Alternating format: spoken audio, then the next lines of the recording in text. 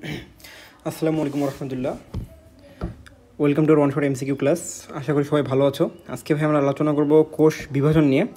কোষ বিভাজন বোটানির অন্যতম একটা ছোটো চ্যাপ্টার। আশা করি চ্যাপ্টারটি অনেক তাড়াতাড়ি শেষ হয়ে যাবে। আচ্ছা ভাই, ঠিক আছে, ক্লাসটি আমরা শুরু করি। প্রথমে আমরা জানি ভাই কোষ বিভাজন। কোষ বিভাজন আসলে কি? আসলে প্রতিটা জীবই অনেকগুলো কোষ দিয়ে গঠিত। এই কোষ, সবগুলো কোষ একটি কোষ থেকে সূচনা হয়েছিল, একটা হলো জাইগোট। প্রতিটি জীব একটিমাত্র জাইগোট থেকেই শুরু হয়েছিল। পরে সেটি বিভাজিত হইতে হইতে বহু কোষযুক্ত একটি পূর্ণাঙ্গ প্রাণীতে পরিণত হয়।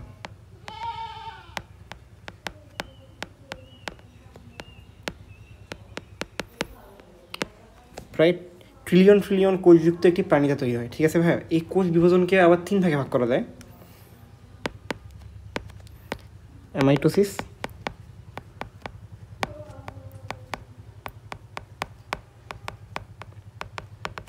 অ্যামাইটোসিস কি? অ্যামাইটোসিস ভাইয়া সাধারণত যেসব জীব নিম্ন শ্রেণীর, ওই নিম্ন শ্রেণীর জীবে অ্যামাইটোসিস ঘটে। অ্যামাইটোসিসে কোনো ধরনের জটিল প্রক্রিয়া ছাড়াই কোষের যেটা নিউক্লিয়াস এবং সাইটোপ্লাজম আছে, ওইটা 2 ভাগে ভাগ হয়ে যায়। ঠিক আছে, অ্যামাইটোসিস নিয়ে শুধু আমাদের উদাহরণটা জানা লাগবে। এটা হলো ইস্ট, আরেকটা ভাই অ্যামিবা।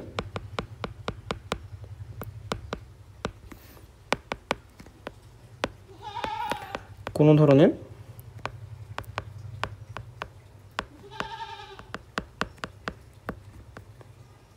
জটিল প্রক্রিয়া ছাড়াই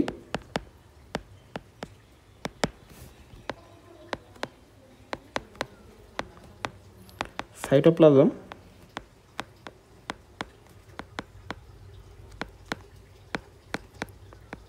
ও নিউক্লিয়াস ভাগ হয়।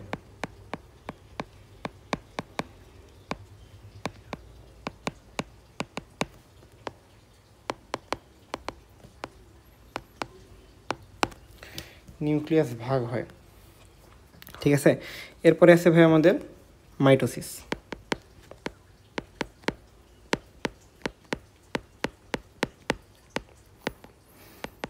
প্রকৃতপক্ষে জীবদেহের দৈহিক বৃদ্ধির জন্য মাইটোসিস গুরুত্বপূর্ণ।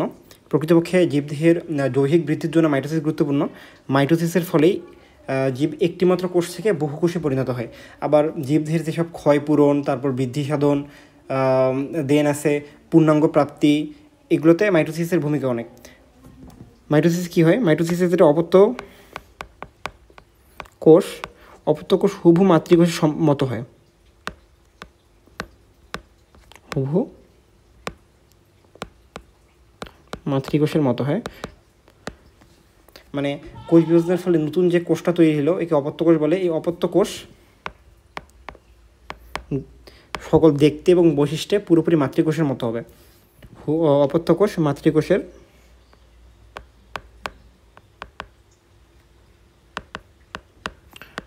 বৈশিষ্ট্য লাভ করে। এগুলো ভাই আসলে বেসিক আলোচনা, আমরা একটু পরে মাইটোসিস নিয়ে বিস্তারিত আলোচনা করব। আপাতত এটা বেসিক আলোচনা। বৈশিষ্ট্য লাভ করে এবং যেহেতু মাতৃকোষের সকল বৈশিষ্ট্য অপত্য কোষ লাভ করবে, ফলে মাতৃকোষের যে সংখ্যক ক্রোমোজোম থাকবে, অপত্য কোষের সেই সংখ্যক ক্রোমোজোম থাকবে এবং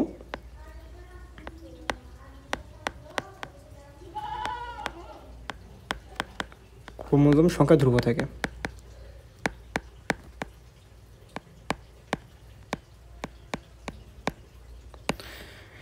আমি বলছিলাম যে মাইটোসিসে যত বৃদ্ধি, ক্ষয়পূরণ,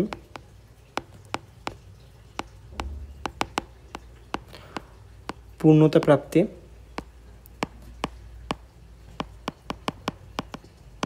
রিলেটেড আলোচনা থাকবে, সবগুলি হবে মাইটোসিসে। পূর্ণতা প্রাপ্তি ইত্যাদিতে মাইটোসিস ভূমিকা পালন করে।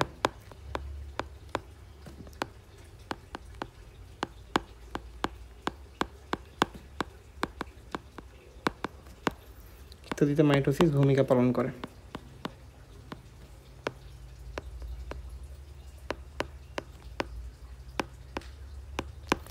দেন আছে ভাই মিওসিস। এখানে আমরা হালকা পাতলা একটু আলোচনা করব, কারণ একটু পরে বিস্তারিত আলোচনা আছে।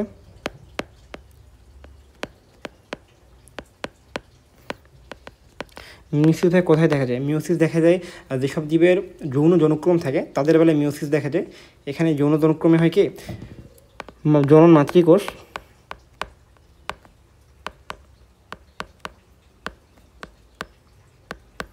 যেটা অবশ্যই ডিপ্লয়েড হবে বা 2n, জনন মাতৃকোষ বিভাজিত হয়ে হ্যাপ্লয়েড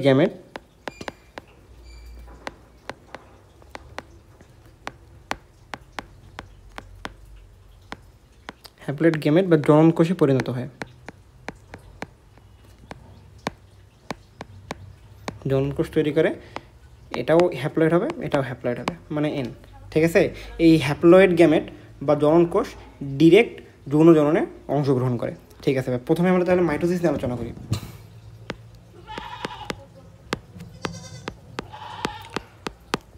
মাইটোসিস, ঠিক আছে। তো মাইটোসিসের প্রথম পর্যায়কে বলা হয় প্রোফেজ।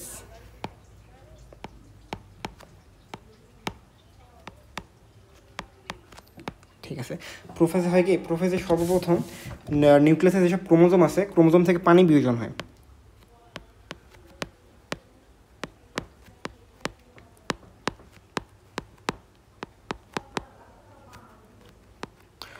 ক্রোমোজোম,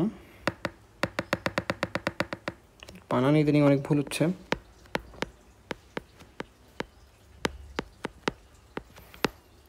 ক্রোমোজোম হতে পানি বিয়োজন হয়।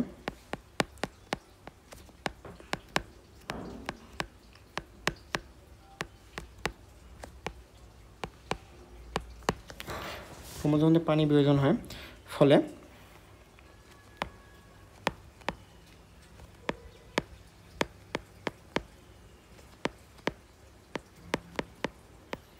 ক্রোমোজোমগুলো মোটাও খাটো হয়।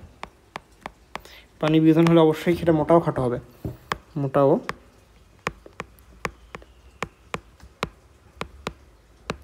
খাটো হয়। যদি আমরা একটু চিত্র এঁকে দেখাই, ধরো এটা একটা নিউক্লিয়াস, নিউক্লিয়াসের ভিতরে এই ক্রোমোজোমগুলো আছে। ঠিক আছে, এই ক্রোমোজোমগুলো থেকে যখন পানি বিয়োজন হবে তখন এগুলো হবে দেখতে এরকম, একটা সেন্ট্রোমিয়ার, সেন্ট্রোমিয়ার পাশে একটা বাহু, এই পাশে একটা বাহু। ঠিক আছে, এগুলোকে বলবে ক্রোমাটিড।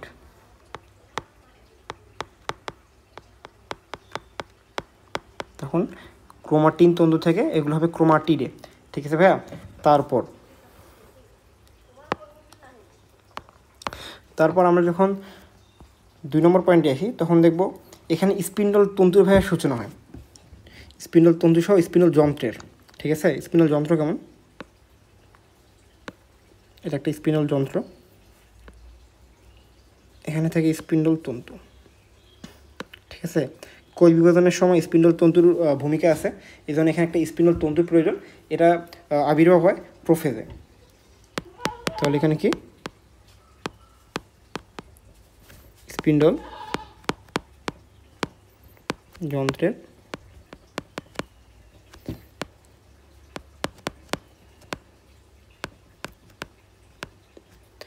আবির্ভাব ঘটে।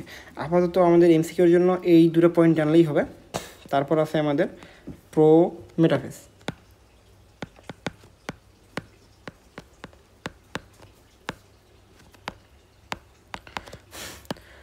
প্রোমেটাফেজে কী হয় ভাই, দেখো প্রোমেটাফেজে স্পিন্ডল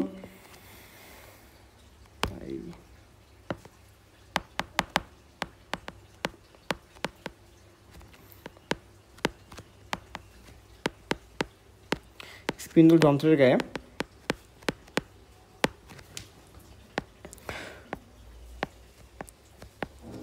ক্রোমোজোমের সেন্ট্রোমিয়ার যুক্ত হয়।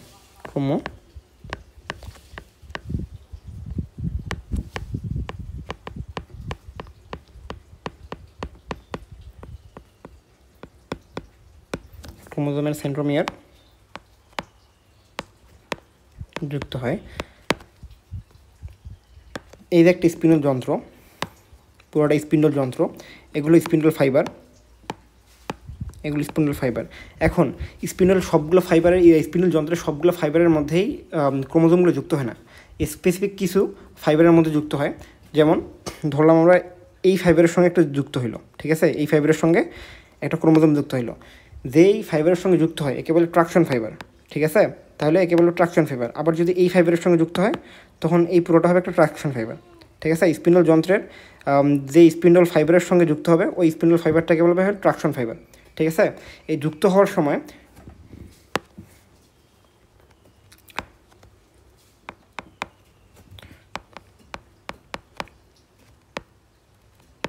ট্রাকশন ফাইবারে যুক্ত হওয়ার সময়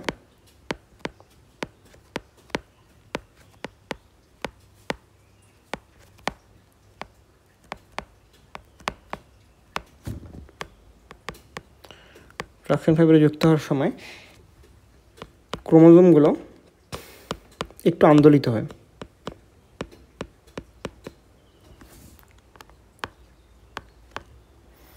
ক্রোমোজোমগুলো কিছু আন্দোলিত হয়।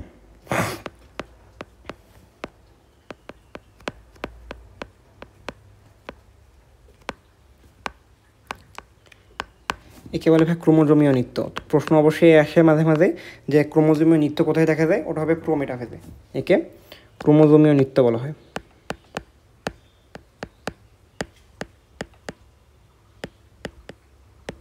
কে ক্রোমোজোমীয় নৃত্য বলে।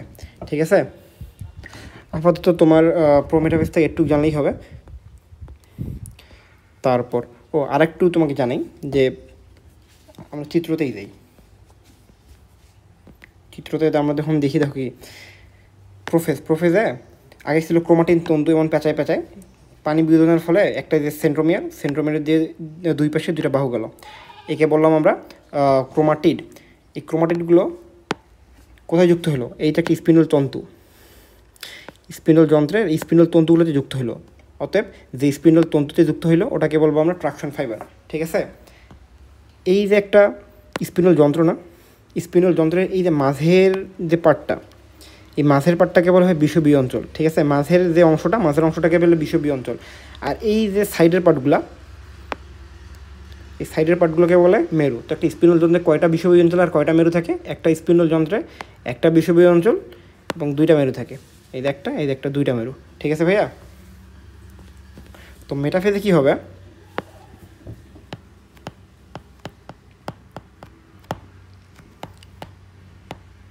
মেটাফেজে প্রথমে ক্রোমোজোমগুলো অনেক খাটো মোটা হবে।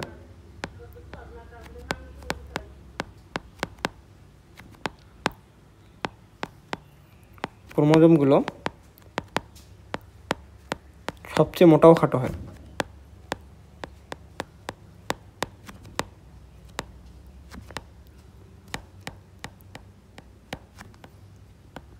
খাটো হয়, একে সুপার কয়েলিং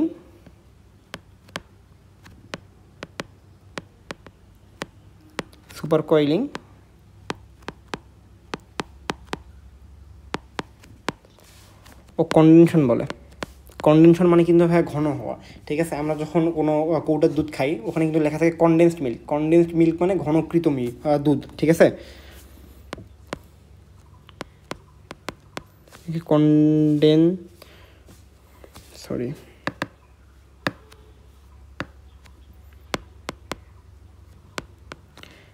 কন্ডেনশন বলে। ঠিক আছে, তো সবচেয়ে ক্রোমোজোমগুলো মোটাও খাটো হয় কোথায়? সবচেয়ে মোটাও খাটো হয় হলো মেটাফেজে। মেটাফেজের অন্য একটা নাম হলো মধ্য পর্যায়। একে মধ্য পর্যায় বলে। ঠিক আছে, তারপর ক্রোমোজোমগুলো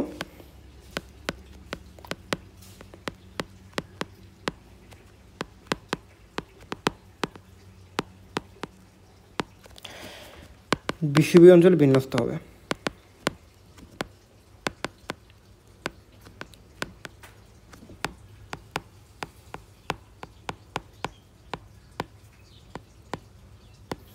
বিষুবীয় অঞ্চলে বিন্যস্ত হবে। ঠিক আছে ভাই, তো আমি একটু তোমাদের চিত্রটা দেখাই। এই দেখো, প্রোফেজে স্পিন্ডল তন্তু এখনও পুরোপুরি গঠন হয়নি, শেষের দিকে স্পিন্ডল তন্তু গঠন শুরু হবে। তারপর প্রোমেটাফেজে যখন স্পিন্ডল তন্তু আসলো তখন দেখো ক্রোমোজোমগুলো কি মাঝে আছে? এটা তো মাঝে নাই, এদিকে ওদিকে সরাই সেটাই আছে। কিন্তু যখন আমরা দেখো মেটাফেজে আসলাম, মেটাফেজে সবগুলো ক্রোমোজোম একদম বিষুবীয় অঞ্চলে সাজানো থাকলো। ঠিক আছে, এই সাধারণতাকে বলা হয় মেটাকাইনেসিস।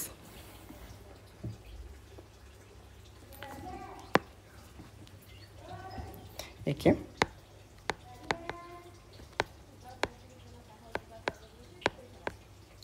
মেটাকাইনেসিস বলে।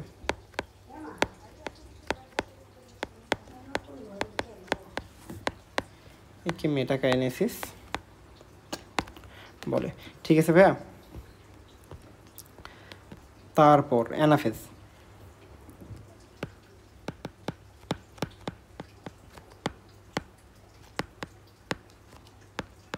অ্যানাফেজ এই দেখো, মেটাফেজে এই যে সেন্ট্রোমিয়ারগুলো থাকলো,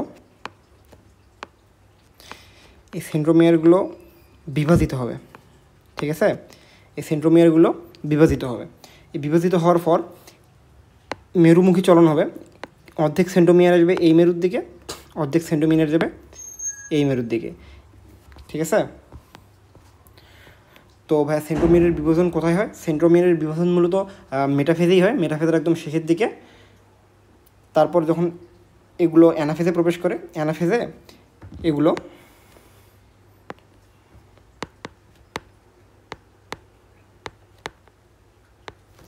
মেরুমুখী চলতে থাকে।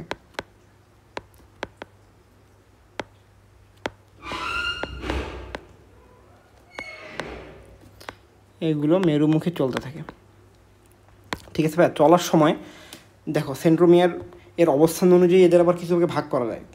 যেমন সেন্ট্রোমিয়ার যদি দুটো বাহুর মাঝে থাকে তখন একে বলে মেটাফেজ,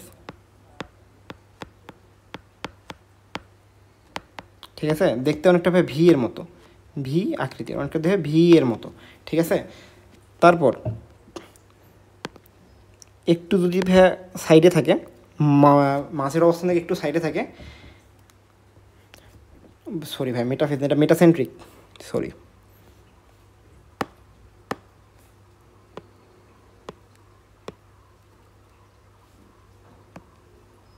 মেটাসেন্ট্রিক, মেটাসেন্ট্রিক।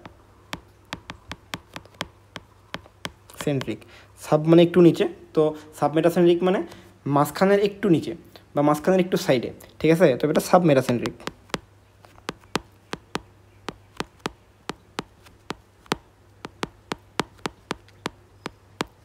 আমি তোমাকে চিত্রতে দেখাবো।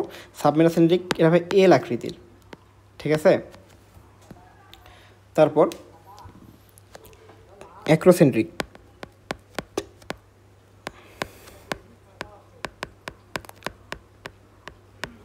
অ্যাক্রোসেন্ট্রিক মানে ভাইয়া সাবমেটাসেন্ট্রিক মানে মাঝের একটু সাইডে, তো অ্যাক্রোসেন্ট্রিক মানে একদম বর্ডারের কাছাকাছি, ঠিক আছে।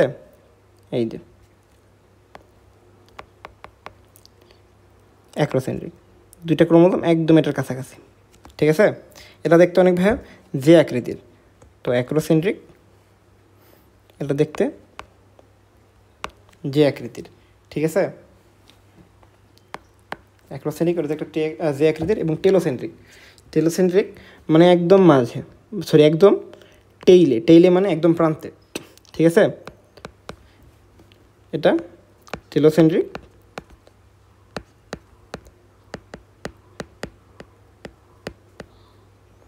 এটা দেখতে আই আকৃতির।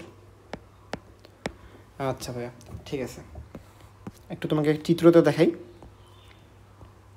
চিত্রতে এই দেখো, যখন এগুলোর মেরুমুখী চলন হইতেছে, ঠিক আছে, মেরুমুখী চলন হইতেছে, তখন দেখো এটাতে একদম দুইটা বাহুর মাঝেই আছে সেন্ট্রোমিয়ার, তো এটা দেখতে মেটাসেন্ট্রিক মানে এটা ভি আকৃতির।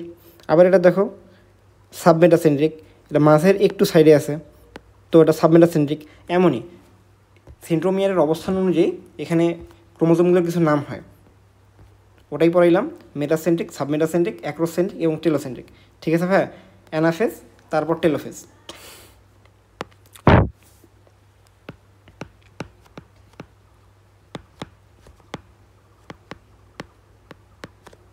টেলোফেজে কী হবে ভাই? দেখো আমরা প্রথমে প্রোফেজে কি, প্রোফেজের একদম বিপরীত হলো টেলোফেজ। প্রোফেজে একটা সুন্দর একটা কোষ ছিল, কোষ থেকে আমরাই মাতব্বরি করে মনে করো পানি বের করলাম। পানি বের করার পর এদের অনেক ধরনের মনে করো ঘটাইলাম, পরিবর্তন ঘটাইলাম। কিন্তু যখন এটা আবার নতুন একটা কোষে হবে, নতুন একটা কোষে যখন একে আমরা রাখবো, তখন সবগুলো আগের মতো করে লাগবে না, যাতে সব কিছু স্বাভাবিক হয়। ওই আগের মতো কি, প্রথমে আমরা এখানে পানি যোজন হবে,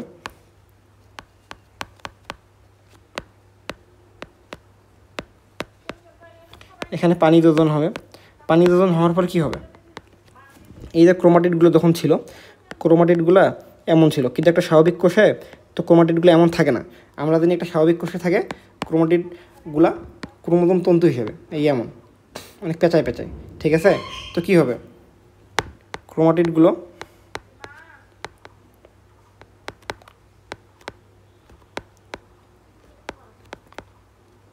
পেঁচানো ক্রোমাটিন তন্তুতে রূপান্তর হবে,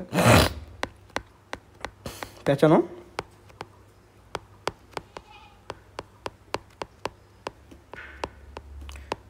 ক্রোমাটিন তন্তুতে রূপান্তরিত হবে।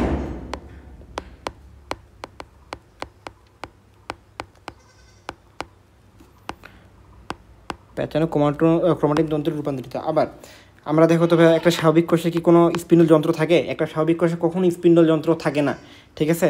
তো নতুন যেটা কোষ হইলো, তো একটা স্বাভাবিক কোষ, স্বাভাবিক কোষে কি কোনো স্পিন্ডল যন্ত্র থাকবে? অবশ্যই কোনো স্বাভাবিক স্পিন্ডল যন্ত্র থাকবে না। তখন কী হবে, স্পিন্ডল যন্ত্রের টেলোফেজ মানে কি, একটা কোষের মধ্যে আমরা অনেক কাটাছাটা করছি, কিন্তু যখন আমরা এটাকে একদম পূর্ণাঙ্গ একটা কোষ রূপে দেহের মধ্যে স্থাপন করব বা দেহে এটা কাজ করবে, তখন একদম একটা স্বাভাবিক কোষ যেভাবে থাকে ওই স্বাভাবিক কোষকেই ওভাবেই একটা আমরা রাখবো আর কি, ঠিক আছে। বিভাজনরত কোষকে আমরা স্বাভাবিকভাবে রাখবো। এই জন্য যতগুলো পরিবর্তন করা দরকার সবগুলো আমরা করবো টেলোফেজ পর্যায়ে, কারণ এটাই সবার শেষের পর্যায়ে। তো কী হলো, এখানে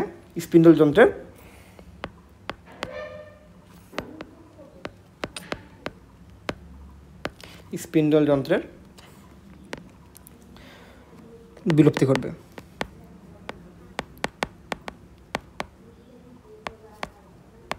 এই পুরো যতগুলো ভাইয়া হইলো না, প্রসেস হইলো না, প্রোফেজ প্রোমেটাফেজ সবগুলো কিন্তু হইলো ভাইয়া নিউক্লিয়াসের মধ্যে। এই কোষের নিউক্লিয়াসের বিভাজনকে বলা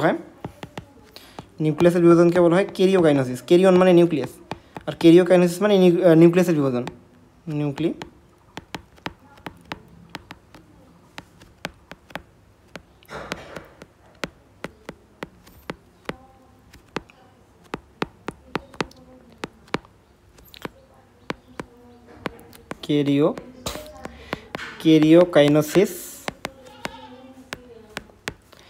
ক্যারিওকাইনোসিস বলে, ঠিক আছে ভাই। আচ্ছা, এখন দেখো একটা কোষ মনে করো, এটা কোষের এই যে একটা সাইটোপ্লাজম, এই যে, আর ধরো এখানে আছে নিউক্লিয়াস। তো কোষ বিভাজন মানে কি, কোষ বিভাজন মানে ভাই নিউক্লিয়াসও বিভাজন হবে, এই নিউক্লিয়াসও বিভাজন হবে, আবার এই সাইটোপ্লাজমও বিভাজন হবে, তাই নয় কি? অবশ্যই নিউক্লিয়াসের বিভাজন এবং সাইটোপ্লাজমের বিভাজন দুইটা মিলেই হবে একটা কোষের বিভাজন। তো এখানে নিউক্লিয়াসের বিভাজন হইল, সাইটোপ্লাজমেরও তো বিভাজন প্রয়োজন নাকি? এই সাইটোপ্লাজমের যেটা বিভাজন, এই সাইটোপ্লাজমের বিভাজনকে বলা হবে সাইটোকাইনোসিস।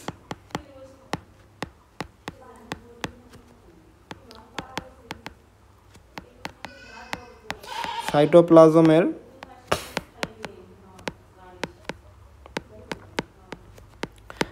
বিভাজনকে সাইটোকাইনোসিস বলে।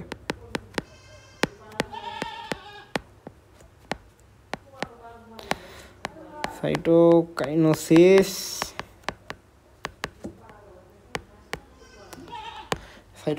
বলে। আচ্ছা ভাইয়া, আপাতত আমাদের মাইটোসিস শেষ এমসিকিউর জন্য। তো দেখি কোশ্চেনে আমরা ঢুকি, বিসমিল্লাহ। মাইটোসিসের কোন পর্যায়ে স্পিন্ডল ফাইবার অদৃশ্য হয়ে যায়? স্পিন্ডল তন্তু কোথায় অদৃশ্য হবে ভাই? স্পিন্ডল তন্তু অদৃশ্য হবে টেলোফেজে। অতএব স্পিন্ডল ফাইবার অদৃশ্য হবে কোথায়? টেলোফেজে। ঠিক আছে, পরের কোশ্চেন, কোন পর্যায়কে গতি পর্যায় বলে? এই দেখো, আমরা যখন অ্যানাফেজ পড়ছি, অ্যানাফেজের সময় হয়েছিল কি? অ্যানাফেজের সময় হয়েছিল এই যে যেগুলো ক্রোমোজোম ছিল ওইগুলো ভাই মেরুমুখী চলন হয়েছে, বুঝছো? মানে মেরুর দিকে গতিশীল হয়েছে, এই জন্য অ্যানাফেজকে বলা হয় গতিশীল পর্যায়। লিখে দিই তোমাদের, প্রোফেজ প্রোমেটাফেজ, একে বলা হয় গতিশীল পর্যায়। মেটাফেজকে বলে মধ্যম পর্যায়, অ্যানাফেজকে বলে গতিশীল পর্যায়।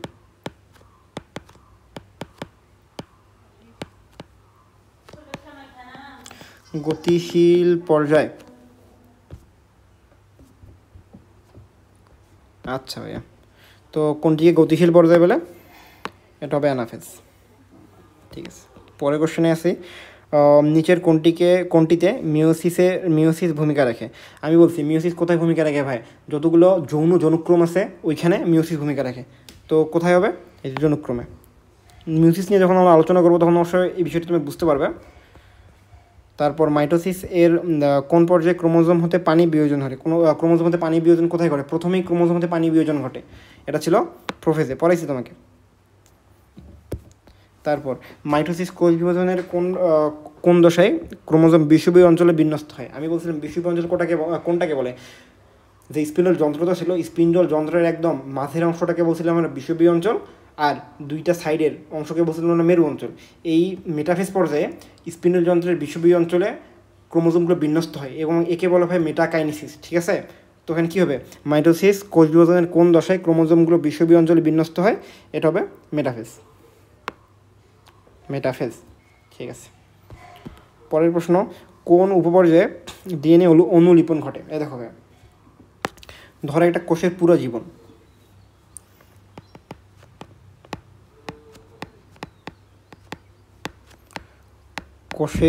কোষের জীবনে হয় কোষ ইন্টারফেস অবস্থায় আছে, মানে রেস্টিং অবস্থায় আছে।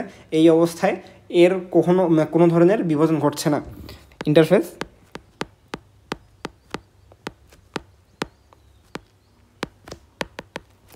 নাইলো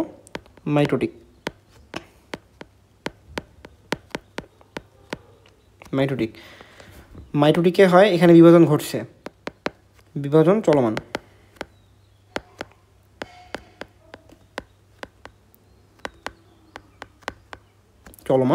এবং ইন্টারফেস মানে কোষটা রেস্ট অবস্থায় আছে, মানে এখানে বিভাজন হচ্ছে না, হয় কিছুদিন আগে বিভাজন হয়েছে বা কিছুদিন পরে বিভাজন হবে। ঠিক আছে, এই দুইটা মাইটোটিক পর্যায়ের মাঝে আছে ইন্টারফেস মানে কোষটা যে বিভাজনে অংশগ্রহণ করবে, এই বিভাজনে অংশগ্রহণ করার জন্য কোষটা রেস্টিং অবস্থায় আছে এবং বিভাজনের জন্য যেসব শক্তি বা বিভিন্ন কম্পোনেন্ট প্রয়োজন, ওই কম্পোনেন্ট এবং শক্তি ইন্টারফেস অবস্থায় কোষের মধ্যে সঞ্চয় করবে। ঠিক আছে, এই ইন্টারফেসকে আবার কয়েকটা ভাগে ভাগ করা যায়।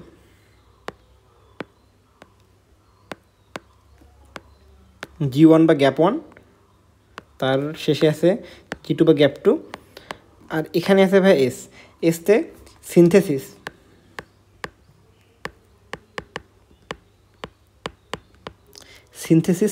মানে ভাই সংশ্লেষণ বা তৈরি।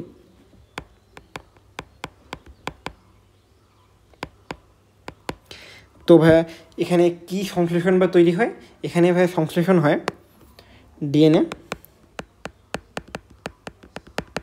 DNA plus histone protein.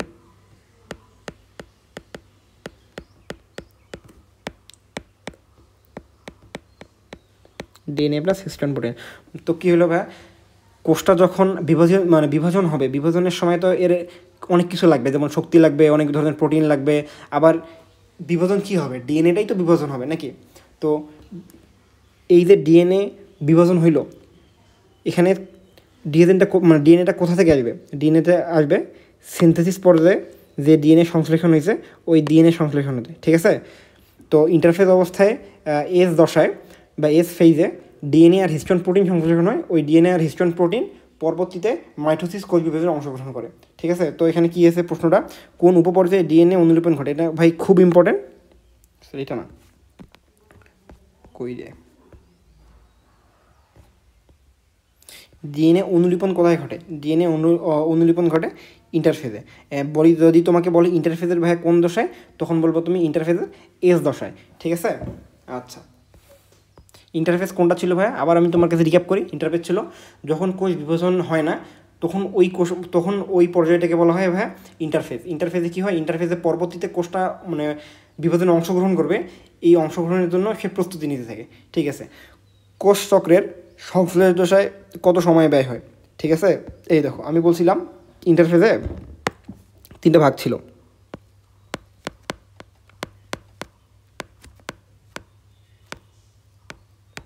ইন্টারফেসে 3টা ভাগ ছিল, একটা ছিল G1,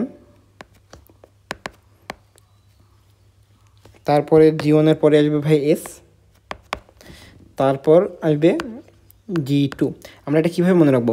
G1 যেটা পর্যায়ে আছে, G1 এ ব্যয় হয় 30 থেকে 40%, তারপর এসে ব্যয় হয় 30 থেকে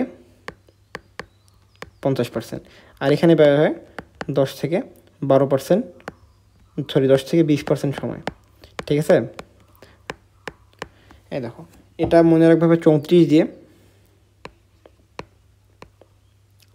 34, এটা মনে রাখবো 35 দিয়ে, 35 মানে 30 থেকে 50, এটা মনে রাখবে কি 34, 35 আবার 36 আছে না, 36কে আবার 3 দ্বারা ভাগ করলে কত হয়? 36কে 3 দ্বারা ভাগ করলে হয় 12। ঠিক আছে, তো 12 মানে 10 থেকে 20। আচ্ছা, তাহলে কী ছিল? কোষ চক্রের সংশ্লেষ দশায়, এস মানে কি? এস মানে সিনথেসিস, সিনথেসিসের বাংলা হলো সংশ্লেষ, সংশ্লেষণ দশায় ব্যয়িত হয় কত? 30 থেকে 50। এই সংশ্লেষণ দশায় কী হয়? ডিএনএ তৈরি হয় এবং হিস্টোন প্রোটিন তৈরি হয়। আচ্ছা, পরের প্রশ্নে আসি। যে সকল ডিপ্লয়েড কোষে মিওসিস ঘটে, যে সকল ডিপ্লয়েড কোষে মিওসিস ঘটে তাদের কী বলে? এদেরকে বলে মিওসাইট। সাইট মানে ভাই কোষ। ঠিক আছে, লিখে দিই তোমাকে, সাইট, সাইট মানেই কোষ। অতএব যে কোষে মিওসিস ঘটবে তাকে বলে মিওসাইট। আচ্ছা, পরের প্রশ্ন, ক্যারিওকাইনেসিসে নিউক্লিয়াসের সংখ্যা বৃদ্ধি পায়, তারপর কোষের সংখ্যা বৃদ্ধি পায়, নিউক্লিয়াসের বিভাজন ঘটে। ক্যারিওকাইনেসিস মানে আমি তোমাকে বলছিলাম যে ক্যারিয়ন মানে নিউক্লিয়াস আর ক্যারিওকাইনেসিস মানে নিউক্লিয়াসের বিভাজন। অতএব ক্যারিওকাইনেসিসে অবশ্যই নিউক্লিয়াসের বিভাজন হবে।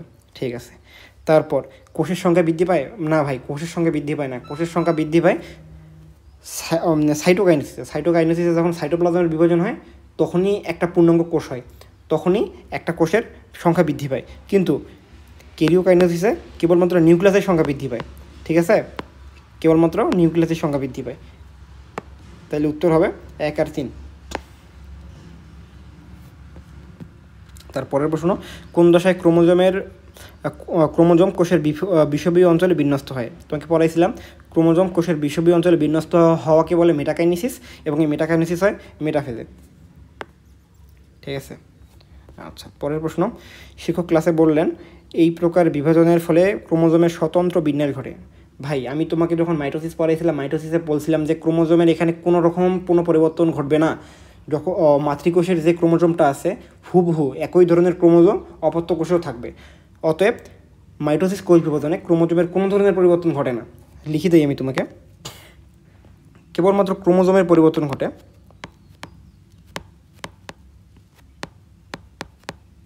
কেবলমাত্র ক্রোমোজোমের পরিবর্তন ঘটে।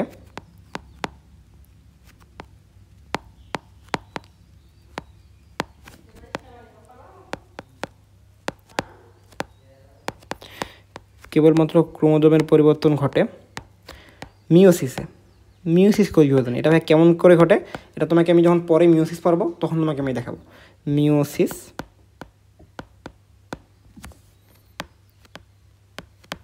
কোষ বিভাজনে।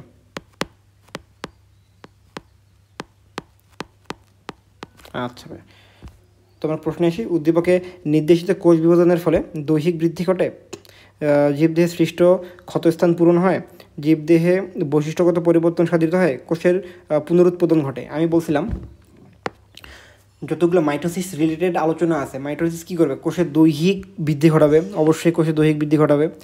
তারপর কোষের ক্ষতস্থান পূরণ করবে, অবশ্যই কোষের ক্ষতস্থান পূরণ করবে। আমি মাইটোসিসের সময় বলছিলাম দৈহিক বৃদ্ধি, ক্ষতস্থান পূরণ, কোষের পুনরুৎপাদন, এগুলো সবগুলোই হয় ভাই মাইটোসিসে। ঠিক আছে, এইটা, তারপর এইটা সবগুলো হবে মাইটোসিস।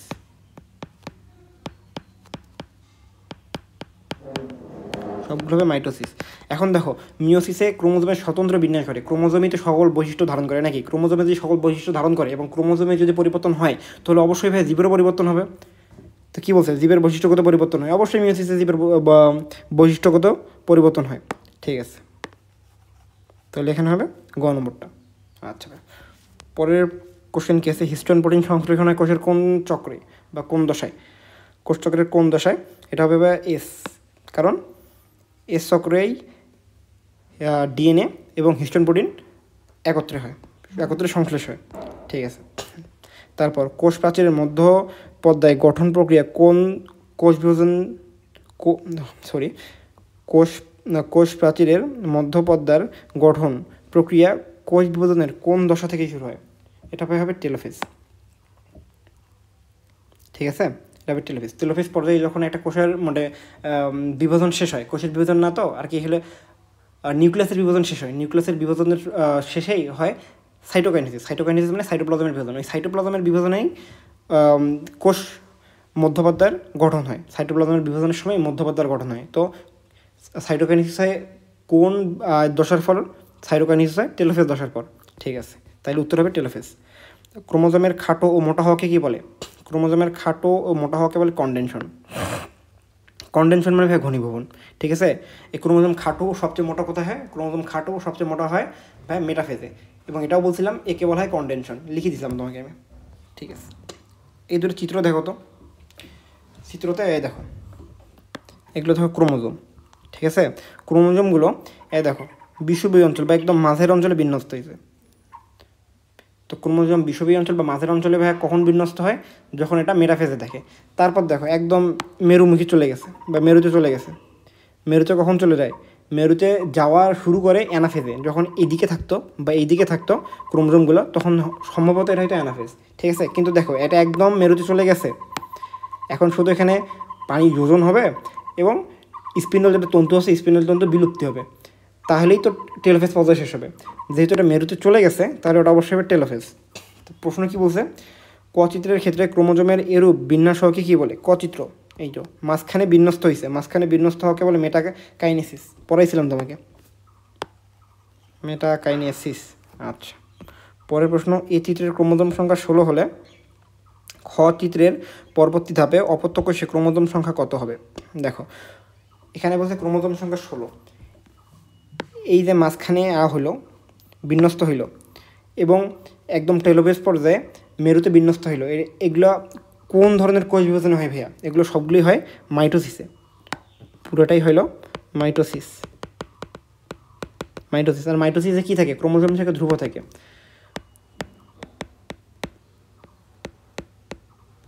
ক্রোমোজোম সংখ্যা ধ্রুব থাকে। ঠিক আছে, তো যদি মাতৃকোষে থাকে 16টা, তাইলে অপত্যকোষে কত হবে? অবশ্যই 16টা। ঠিক আছে, পরের প্রশ্ন, মাইটোসিসের অ্যানাফেজ ধাপে মেটাসেন্ট্রিক মানে বলছিলাম সেন্ট্রোমিয়ার থাকবে মাঝে। সেন্ট্রোমিয়ার মাঝে থাকলে হয় এটা ভি আকৃতির, লিখে দিয়েছিলাম তোমাকে। আচ্ছা, পরের প্রশ্ন, হোমোলোগাস ক্রোমোজোমে জোর বাঁধার প্রক্রিয়া কী বলে? হোমোলোগাস ক্রোমোজোম একটু তোমার জানার আগে তোমাকে মিওসিস জানতে হবে ভাই, সরি। তো এখন হিসেবে আমরা মিওসিসকে প্রধানত দুই ভাগে ভাগ করা যায়। এক ভাগে মিওসিস 1 আর একটা হলো মিওসিস 2। মিওসিস 2 পুরোটাই ভাইয়া মাইটোসিসের মতো, সেম অ্যাজ মাইটোসিসে যেভাবে ক্রোমোজোমের সংখ্যা হ্রাস বা বৃদ্ধি পায় না, মিওসিস 2ও ক্রোমোজোমের সংখ্যা হ্রাস বা বৃদ্ধি পায় না। তাহলে ভাই ক্রোমোজোমের সংখ্যা হ্রাস বা বৃদ্ধি পায় কোথায়? কারণ আমরা পড়ছিলাম যে মিওসিসে ক্রোমোজোমের সংখ্যা অর্ধেক হয়। প্রকৃতপক্ষে ভাইয়া মিওসিসে ক্রোমোজোমের সংখ্যা অর্ধেক হয় মিওসিস 1-এ। ঠিক আছে, মিওসিস 1-এর আমার অনেকগুলো পার্ট আছে, যেমন প্রোফেজ 1, মেটাফেজ 1, অ্যানাফেজ 1, টেলোফেজ 1। আমাদের মানে সবচেয়ে গুরুত্বপূর্ণ হলো ভাইয়া প্রোফেজ 1। ঠিক আছে, তো আমরা প্রোফেজ 1 নিয়ে এখন পড়াশোনা করবো। প্রোফেজ 1-এ ভাই প্রথম কিছু ভাগ আছে। প্রোফেজের প্রথম ভাগ হলো ভাই লেপটোটিন। ঠিক আছে, লেপটোটিনে কী হয়? এখানে ক্রোমোমিয়ার দেখা যায়। ঠিক আছে, লেপটোটিনে দেখা যায় ক্রোমোমিয়ার এবং এখানে ক্রোমোজোমগুলো পোলারাইজ বিন্যাস দেখা যায়। একে ফুলের তোড়া বা বুকের মতো বিন্যাসও বলে। জিনিসটা কি দেখো, একই এইদিকে সম্ভবত, হ্যাঁ, এই দেখো একটা লেপটোটিন দশায় এই যে ক্রোমোজোমগুলো আছে সবগুলো একটা পোল বা মেরুর দিকে একসঙ্গে বিন্যস্ত হবে। ধরো একটা মেরুর দিকে বিন্যস্ত হইলো, এই মেরু দিকে বিন্যস্ত হয় তখন একে বলা হয় পোলারাইজড বিন্যাস। ঠিক আছে, এবং এটা দেখতে অনেকটা ফুলের তোড়ার মতো বা বুকের মতো দেখা যায়, এই জন্য একে বলা হয় বুকে বিন্যাস। ঠিক আছে, ফুলের তোড়া বা বুকের মতো বিন্যাস। আচ্ছা, তো এটা একটা আমরা সূত্র দিয়ে মনে রাখতে পারি, লেপ্টে আছে বহুমিয়ার ফুল, লেপ্টেতে ভাই লেপটোটিন। ঠিক আছে, লেপ্টোটিন তারপর বহুমেয়াদ, এখানে ক্রোমোমিয়াদ দেখা যায়, এখানে অনেকগুলো ক্রোমোমিয়াদ দেখা যায়, মিয়াদ দিয়ে মনে রাখবো আমরা ক্রোমোমিয়াদ, ঠিক আছে। ফুল, ফুল এখানে পোলারাইজ বিন্যাস দেখা যায়, এটা অনেকটা ফুলের তোড়ার মতো, এই জন্য ফুল দিয়ে আমরা মনে রাখবো ফুলের বুকে বা ফুলের তোড়া, ঠিক আছে। তারপর ভাই জাইগোটিন, জাইগোটিন হবে কি, জাইগোটিনে আমরা যদি চিত্রে যাই, জাইগোটিনে দেখা যায় হোমোলোগাস ক্রোমোজোমগুলো একত্রে বাইফিলেন্ট গঠন করবে। হোমোলোগাস ক্রোমোজোম কোনগুলো ভাইয়া, দেখো এটা একটা সেম সাইজের, এটা একটা সেম সাইজের ক্রোমোজোম, ঠিক আছে। প্রায় একই ধরনের ক্রোমোজোমকে বলে হোমোলোগাস ক্রোমোজোম। দেখে এখানে হোমোলোগাস ক্রোমোজোমগুলো এইটা প্রায় সমান বা সেম সাইজের, এই হোমোলোগাস ক্রোমোজোমগুলো একসঙ্গে একত্রে আছে। তারপর দেখো এইটা একটা লম্বা ক্রোমোজোম না, এই দুটা আবার পরস্পর হোমোলোগাস ক্রোমোজোম, এই হোমোলোগাস ক্রোমোজোমগুলো দেখো একসঙ্গে আছে। এই হোমোলোগাস ক্রোমোজোমগুলো একসঙ্গে থাকার প্রক্রিয়াকে বলা হয় বাইফিলেন্ট, ঠিক আছে। তো জাইগোটিনে কি, জাইগোটিনে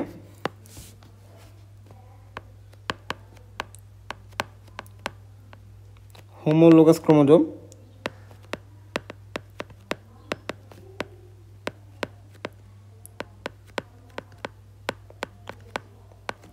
একত্রে বাইফিলেন্ট গঠন করে। ওই যেই দুইটা আমরা হোমোলোগাস ক্রোমোজোম একসঙ্গে দেখলাম, ওই একসঙ্গে থাকাকে বাইফিলেন্ট বলে, বুঝছো ভাই। একত্রে বাইফিলেন্ট গঠন করে,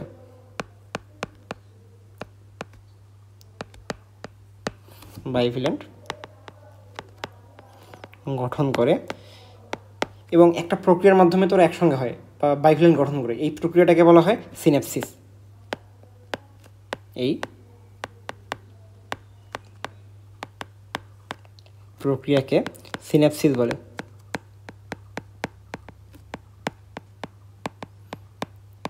এই প্রক্রিয়াকে সিনেপসিস বলে, ঠিক আছে ভাই।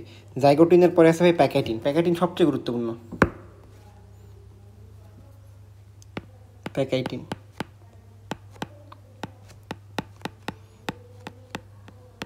প্যাকেটিন একটু ভাই ভালোভাবে বুঝবা, ঠিক আছে। প্যাকেটিন স্টার দিলাম, সবচেয়ে গুরুত্বপূর্ণ। বাইফিলেন্টে থাকা ভাইয়া ক্রোমোজোমগুলা সেন্ট্রোমিয়ার ব্যতীত ভাগ হবে, বুঝছো। এই দেখো, ধরো এটা একটা ক্রোমোজোম, এটা একটা ক্রোমোজোম, সুন্দরভাবে এরা বাইফিলেন্টে আছে, ঠিক আছে। এই বাইফিলেন্টে থাকা ক্রোমোজোমগুলো এই সেন্ট্রোমিয়ার দিয়ে এবার ভাগ হবে, সেন্ট্রোমিয়ার ব্যতীত এই বাহুগুলো ভাগ হবে, ঠিক আছে। তো আগে ছিল কয়টা, একটা দুইটা বাহু, এখন হবে একটা দুইটা তিনটা চারটা বাহু। তো এখন কেমন হবে, এখন হবে তেমন এমন। এটা আমি লাল কালার দিয়ে যদি দেখি তাহলে এটা হবে এমন, হোমোলোগাস ক্রোমোজোম। এই যে এই অবস্থাকে বলা হয় টেট্রাড। টেট্রাড মানে চার। দেখো কয়টা এখানে বাহু, 1 2 3 4, মানে প্রতিটা ক্রোমোজোমে চারটা বাহু না, এই অবস্থাকে বলা হয় টেট্রাড। তো কী হবে,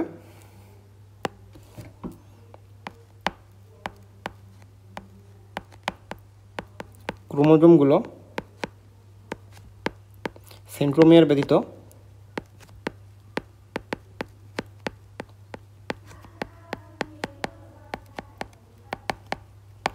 সেন্ট্রোমিয়ার ব্যতীত দুভাগে ভাগ হবে,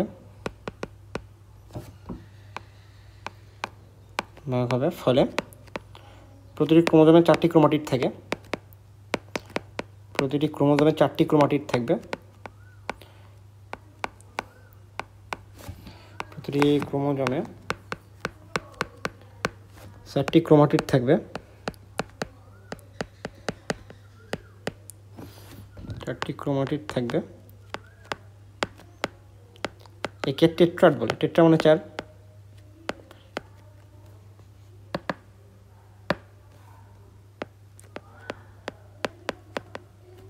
একে টেট্রাড বলে। এরপর ভাই এখানে কাইজমা দেখা দিবে, ঠিক আছে। কাইজমা কি, কাইজমা হলো একটা এক্স আকৃতির অংশ। দেখো এই একটা পুরো বাইফিলেন্ট না, এই বাইফিলেন্টের মধ্যে হবে কি, এটা আর এটা দুইটা কিন্তু হবে সিস্টার ক্রোমাটিড। সিস্টার ক্রোমাটিড কি, একটা ক্রোমোজোমের যে কোনো দুইটা ক্রোমাটিডকে সিস্টার ক্রোমাটিড বলে। কিন্তু দেখো এইটা আর এইটা দুটা ভিন্ন ভিন্ন ক্রোমোজোমের দুটো ক্রোমাটিড না, এই জন্য এই দুটাকে বলবে নন সিস্টার ক্রোমাটিড, ঠিক আছে। তো কাইজমাতে কী হবে,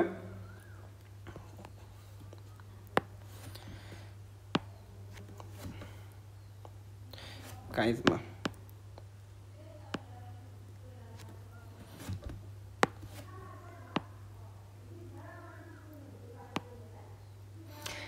এইখানে এটা এক্স আকৃতির গঠন হবে, বুঝছো? দুটো নন সিস্টার ক্রোমাটিড একত্রে এক্স আকৃতির একটা গঠন তৈরি করবে, একে কাইজমা বলে। তো এখানে কি দেখা দেবে? কাইজমা। দুটি নন সিস্টার ক্রোমাটিড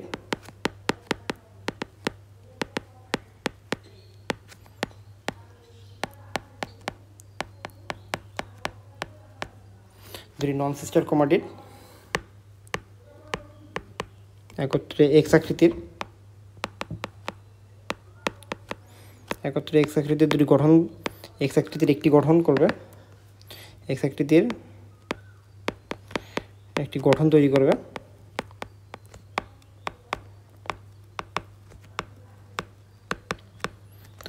একে কাইজমা বলে।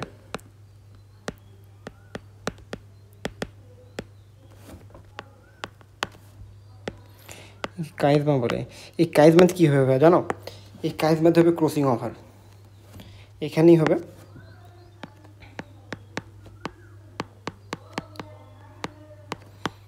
Crossing over. ক্রসিং ওভার বলতে কী ভাইয়া? ক্রসিং ওভার বলতে এই ক্রোমোজোমটার কিছু অংশ এখানে যাবে, আবার এই ক্রোমোজোমটার অংশ কিছু এখানে যাবে, মানে এরা পরস্পর অংশ বিনিময় করবে। ঠিক আছে ভাইয়া? তো আমরা যদি চিত্র এঁকে দেখাই তাহলে কী হবে?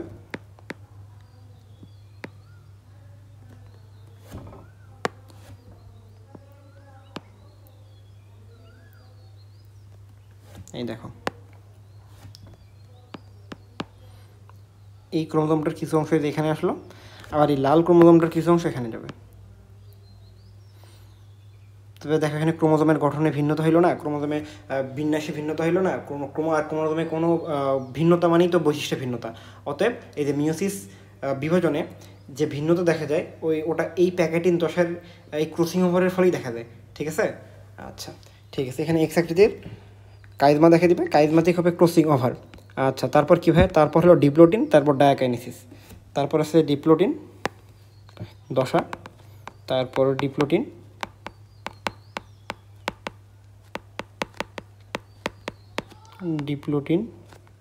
ডিপ্লোটিনে ভাইয়া দেখা দেবে লুপ। আমি তো বোঝাবো এখন কীভাবে লুপ।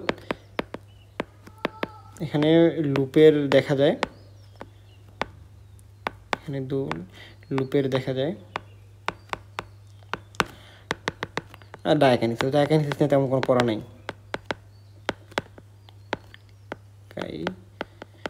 ডায়াকাইনেসিস, ঠিক আছে? এখানে শুধু মনে রাখবে যে নিউক্লিয়াস অদৃশ্য হয়ে যায়, প্রান্তীয়করণ চলে, লাস্ট লিখে দিই। এখানে প্রান্তীয়করণ হয়,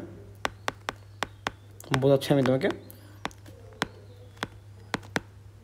প্রান্তীয়করণ হয়, নিউক্লিয়াস অদৃশ্য হয়, নট সো মাচ ইম্পর্টেন্ট।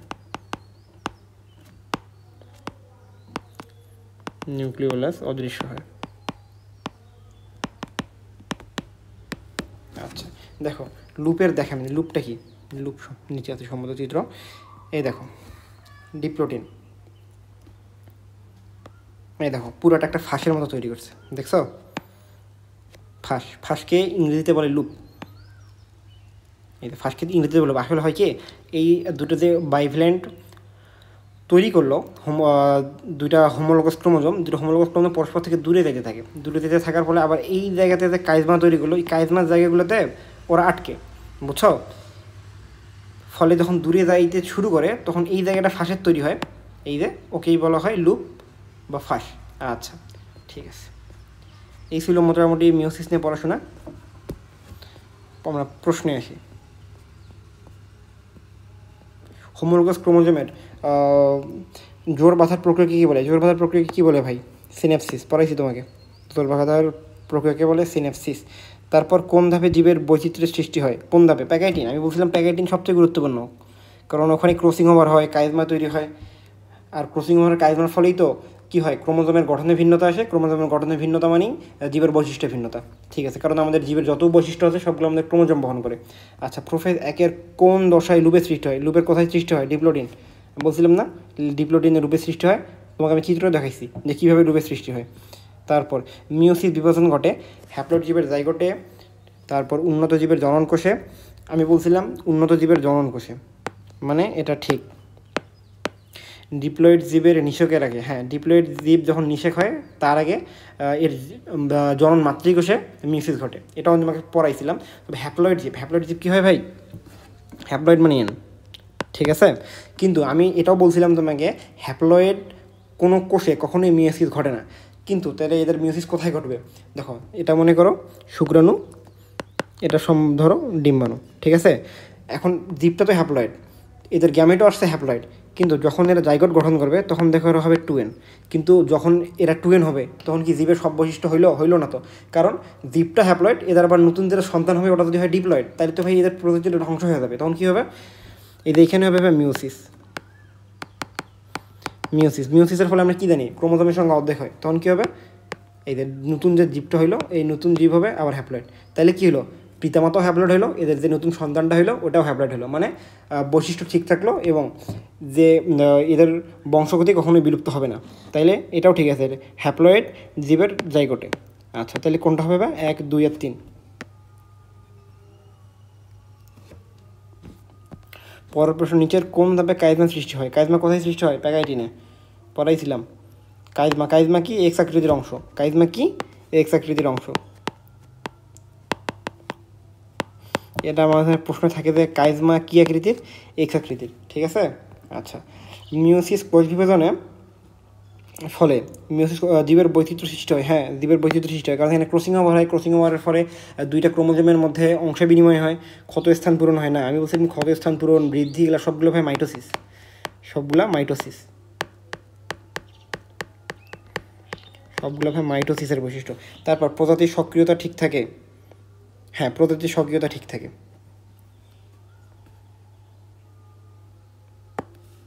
1 আর 3। তারপর প্রজাতির সক্রিয়তা ঠিক থাকলে কেমনে, মনে করো এটা তোমাকে একটু বুঝাই। মানুষ ডিপ্লয়েড, এটা পুরুষ, এটা ধরো স্ত্রী, ঠিক আছে। তো যখন এরা মিলন করবে তখন এখান থেকে আসবে ধরো 2n, এখান থেকে আসলো 2n, তাহলে এখানে 4n হইল না। মানুষ হলো 2n, কিন্তু এখানে আসলো 4n, মানে কি পুরা প্রজাতিটাই বিলুপ্ত হয়ে যাবে। কিন্তু মানুষ কি বিলুপ্তি হয়েছে? মানুষ বিলুপ্তি হয় নাই। তাহলে এখানে কি হইলো, এখানে এটা পুরুষ, এটা ধরো মহিলা, 2n। এখানে আমার হ্যাপ্লয়েডের মাধ্যমে মিওসিস কোষ বিভাজনের মাধ্যমে এখানে হ্যাপ্লয়েড গ্যামেট, এখানে এই হ্যাপ্লয়েড গ্যামেট যখন আবার মিলিত হইল তখন হলো 2n। তো দেখো কি এদের পিতামাতাও 2n, সন্তানও 2n, মানে কি প্রজাতি কখনো কি বিলুপ্ত হইলো? প্রজাতি বিলুপ্ত হইলো না, প্রজাতির বৈশিষ্ট্য বজায় থাকলো। তো এখানে কী হলো, প্রজাতির সক্রিয়তা ঠিক থাকে, মানে 3 নম্বরটাও হবে, ঠিক আছে ভাই। পরের প্রশ্ন দেখো তো, এখানে কি আছে? দেখো এখানে একটা এক্স আকৃতির আছে না, অংশ আছে না, এই যে এক্স আকৃতির অংশ আছে না, এক্স আকৃতির অংশ, এটা কি কাইজমা?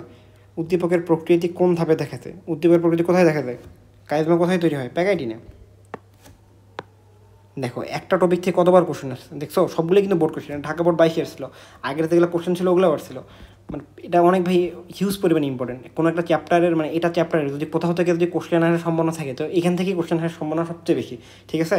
তারপর পরের প্রশ্ন, কিউ অংশটির ক্ষেত্রে কোনটি বলতে? কিউ অংশটি কোনটা? কিউ অংশটি হলো যে এইটা, কাইজমা। মাতৃগুণ সম্পন্ন জীব সৃষ্টি হয়, নতুন প্রকরণ সৃষ্টি হয়, জিনগত পরিবর্তন হয়। দেখো জিনগত পরিবর্তন অবশ্যই হবে, কারণ এখানে ক্রসিং ওভার হয়েছে, দুটো ক্রোমোজোমের মধ্যে অংশ বিনিময় হয়েছে, অর্থাৎ জিনগত পরিবর্তন অবশ্যই এটা হবে, ঠিক আছে। নতুন প্রকরণ সৃষ্টি হবে অবশ্যই, জিনগত যখন বৈশিষ্ট্য নতুন হয়েছে, জিনগত যখন পরিবর্তন হয়েছে তো নতুন প্রকরণ অবশ্যই সৃষ্টি হবে। মাতৃগুণ সম্পন্ন জীব সৃষ্টি হয়, মাতৃগুণ সম্পন্ন জীব সৃষ্টি হয় না, কারণ এখানে যেহেতু ক্রোমোজোমের একটু অদল বদল হয়েছে, তাহলে ভাইয়া যে সন্তানটা হবে ওটা মাতৃগুণ সম্পন্ন হবে না, অতএব এটা হবে না। তাহলে কোনটা হবে ভাই? 2 আর 3, 2 আর 3। পরের প্রশ্ন আবার দেখো, এখানেও দেখো কাইজমা, ঠিক আছে, এই যে এখানেও দেখো কাইজমা।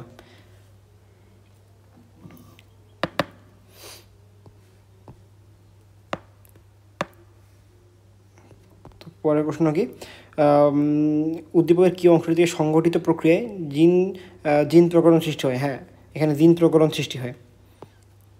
ক্রোমোজোমের অদল বদল হয়, অতএব এখানে প্রকরণ সৃষ্টি হয়, ক্রসিং ওভার ঘটে। হ্যাঁ, কাইজমাতেই তো ক্রসিং ওভার ঘটে, এটাও ঠিক আছে। সিস্টার ক্রোমাটিডের অংশ বিনিময় হয়। ভাই সিস্টার ক্রোমাটিডের অংশ বিনিময় হয় না। সিস্টার ক্রোমাটিড কোনটা ছিল?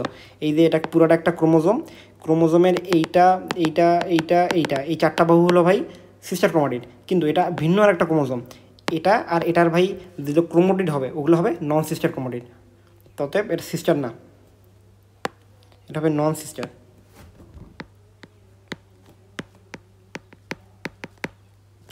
দাদা 3 নম্বরটা হবে না, হবে 1 আর 2।